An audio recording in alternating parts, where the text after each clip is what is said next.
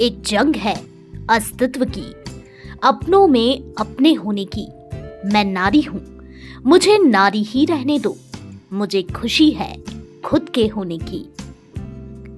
भारत में राष्ट्रीय महिला दिवस स्वतंत्रता सेनानी और भारत कोकिला कही जाने वाली सरोजिनी नायडू के जन्मदिन 13 फरवरी को मनाया जाता है। सरोजिनी नायडू बचपन से ही कुशाग्र बुद्धि से संपन्न कवियत्री थी।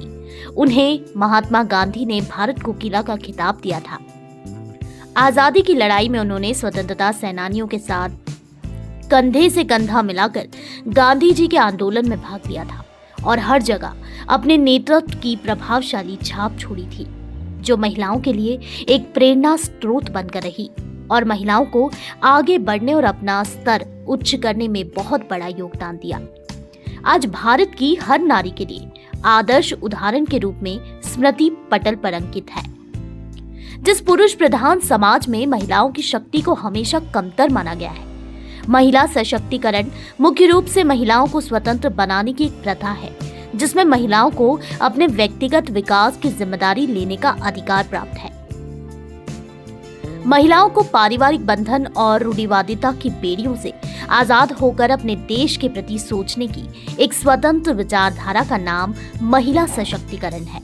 महिलाएं सामाजिक, आर्थिक, राजनैतिक, कानूनी मुद्दे, भौतिक, खेल, आध्यात्मिक, शारीरिक, मानसिक, रक्षात्मक गतिविधि इत्यादि सभी क्षेत्रों में उच्च स्तर का आत्मविश्वास पैदा कर सके। हमारा समाज पुरुष प्रधान समाज है, लेकिन पुरुष का अस्तित्व नारी के बिना संभव नहीं है।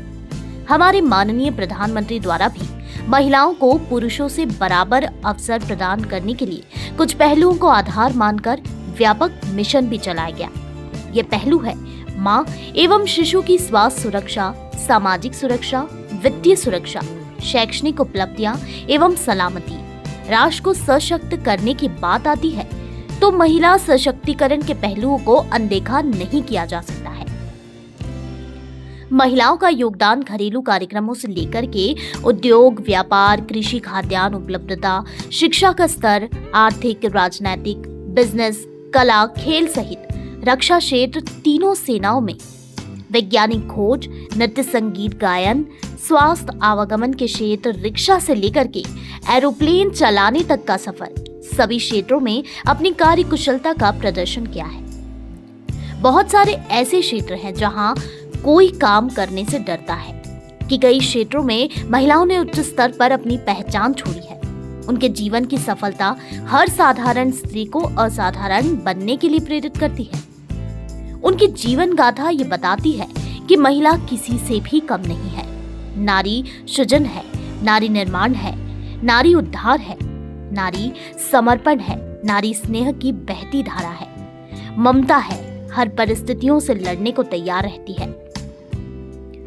इनमें कुछ विशेष नाम: अवनी चतुर्वेदी, वायुसेना फाइटर, कल्पना चावला, सुनीता विलियम्स, टेसी थॉमस, रानी लक्ष्मीबाई, कवित्री सुभद्रा कुमारी चौहान, आर्थिक संस्थानों के शीर्ष पद पर अरुंधति महाचारिणी, शिखालक शर्मा, नैना लाल किदवई, सावित्री जिंदल आदि। भारत की पहली महिला प्रधानमंत्री श्रीमती इंदिरा गांधी, निर्मला सीतारमण, दुर्गाबाई देशमुख, कैप्टन लक्ष्मी सहगल, सरोजिनी नायडू, कादम्बिनी गांगुली, भिकाजी कामा, सुचेता कृपालिनी, रानी किट्टू चेन्नम्मा, रानी अहिल्याबाई होलकर, रजिया सुल्तान, सावित्रीबाई फूले इत्यादि। इस प्रकार से बहुत सारे राजनीतिक क्षेत्रों में भी उच्च पदों पर महिलाएं आसीन होकर अपने सशक्त भूमिका से असीमित योगदान दे रही है। स्त्री को उसके शरीर से अलग करके एक स्त्री के रूप में देखने की आदत में परिवर्तन लाना बहुत आवश्यक है। नारी कभी भी पुरुष की बराबरी नहीं चाहती। नारी तो बस ये चाहती है कि उसे नारी होने का पूर्ण सम्मान मिले, ताकि हर बिटिया ये कह सके कि अगले जन्म मोहे बिटिया ही कीजो। महिला दिवस के नाम पर हर क्षेत्र में बहुत बड़े बड़े कार्यक्रम किए जाते हैं और महिलाओं के लिए बहुत बड़ी बड़ी बातें, बहुत बड़े बड़े दावे प्रस्तुत किए जाते हैं। उनके लिए बहुत बड़ी बड़ी घोषणाएं की जाती है। लेकिन कार्यक्रम खत्म होते ही रात की कालीमा में फिर स्त्रियों का भविष्य अंधकार में खो जाता है। रीति रिवाज और अंधविश्वास के नाम पर महिलाओं के अस्तित्व का बलिदान कर दिया जाता है। उनके साथ हिंसात्मक व्यवहार, छेड़छाड़, शोषण, मानसिक तिरस्कार हमारे सामाजिक व्यवस्था के कुछ ऐसे अंग हैं जिसमें महिलाओं के शोषण की महत्वपूर्ण कड़ी के रूप में पुरुष के साथ ही एक महिला भी सामने आती है। पुरुषों के बनाए हुए समाज की व्यवस्था में महिलाओं को आज भी बहुत सारे क्षेत्र ऐसे हैं जिसमें ऊपर नहीं उठने दिया जाता। अगर महिला किसी उच्च वर्ग या उच्च पद पर आसीन होती है तो समाज उन पर छुटकांशी किए बिना नहीं रह सकता। कार्यभार संभालने का काम आज भी पुरुष अपने हाथ में ही रखते हैं। महिलाएं सिर्फ उस पद में नाम मात्र ही होती है।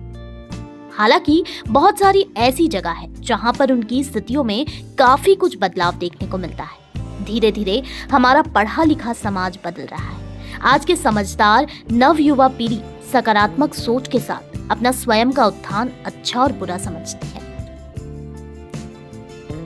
केवल महिला सशक्तिकरण का हल्ला करने से किसी भी समस्याओं का हल नहीं होता, क्योंकि आज भी उनके स्थानों पर पुरुष प्रधान मानसिकता से स्त्रियां प्रताड़ित है।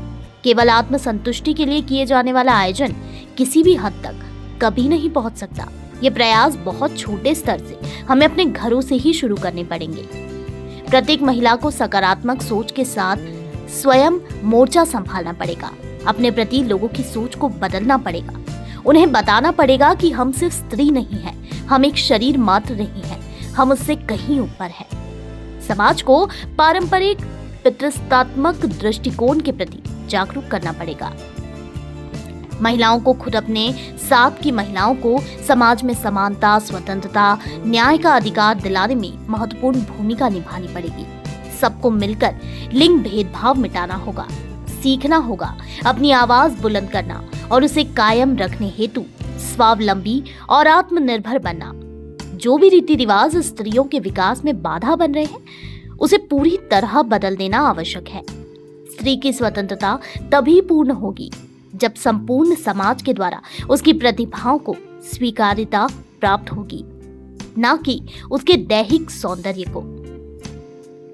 तब ही सही मायने में हम कह सकेंगे कि भारत माता की जय।